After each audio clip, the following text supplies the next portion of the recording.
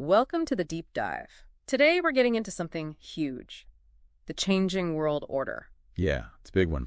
So when we say world order, what are we actually talking about? Think of it like the rule book for global politics. Exactly. It's about who holds the power, what rules nations generally follow, even the sort of underlying ideas about how everyone should interact. Right. And for decades now, especially after the Cold War, it felt like we were in a unipolar world. That's the term, yeah, unipolar, meaning one main superpower, the U.S., was largely, setting the agenda. But that's what's changing, isn't it? Oh, profoundly. What's fascinating here and really important to grasp is that this isn't just some minor tweak. Not just a small update. No, it's a fundamental transformation, a deep rewiring of that whole global system. We're definitely moving away from that single pole setup. Towards what, though? Something more complex. Much more complex and, frankly, a lot more uncertain. Okay, let's unpack this then. If the system's getting rewired, what are the sort of key forces driving this? What's pushing this massive shift?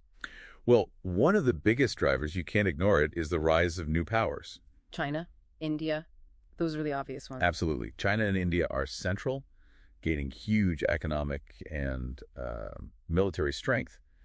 But it's not just that they're rising. It's how they're doing it. Precisely.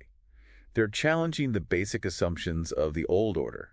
Look at China's Belt and Road Initiative, for example. All right. It's less like traditional foreign aid and more about building this whole parallel global infrastructure, trying to shift the economic center of gravity, you could say, away from the West. And that connects directly to the other side of the coin, which our sources really highlight the decline, or maybe the relative decline, of that unipolarity. Exactly. The U.S. is still incredibly powerful, no question. Of course. But its dominance isn't what it once was, relatively speaking. Yeah. Think about the 2008 financial crisis, the long wars in Iraq, Afghanistan. Even internal political divisions, maybe? All of it has an impact. It chipped away at the perception of this single superpower, always able or even willing to be the sole global leader. It raised questions. So as the old structure weakens, new things rush in to shape what's next. That's a good way to put it. And technology is a massive force here, often disruptive. How so? Well, think about AI, cyber warfare, biotech, even space tech. The speed of development is incredible. Right. These things are totally reshaping military power, economic competition, creating new ways to project influence, but also, crucially, new vulnerabilities. Vulnerabilities we're maybe only just starting to understand. Very much so. And then there are the big global challenges, the ones that don't care about borders. Like climate change, pandemics. Yes, exactly. Climate change, pandemics, resource scarcity. These huge transnational issues really shine a light on the limits of our current international institutions. The UN, the WTO, the IMF, they seem overwhelmed sometimes. They weren't really designed for this scale or type of problem acting alone anyway. It's like the old operating system just can't run these massive, complex new programs that need everyone working together. And layered on top of all that, there's information itself. Oh, absolutely. Information warfare, disinformation, it's pervasive. The digital age amplifies it all. So it's not just about faster news. Not at all. It's about state actors and others deliberately using online narratives to sow doubt, create division, destabilize rivals. Undermine trust, basically. Fundamentally. Yeah. It makes cooperation so much harder when you erode that shared understanding of reality. Okay, wow. So if you put all these pieces together, rising powers, shifting U.S. role, tech disruption, global crises, infowars, what does the new world order actually start to look like? Well, the term you hear most often is multipolarity, or some say pluripolarity. Meaning multiple centers of power. Essentially, yes. Yeah. A system with several major players, maybe regional blocks too. It's likely to be much more complex, probably less predictable than the unipolar era. And does that mean just more fighting? Or is there room for cooperation? That's the crucial tension.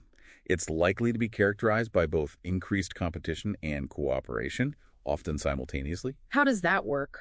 Well, states will compete fiercely for resources, for influence, for tech advantages.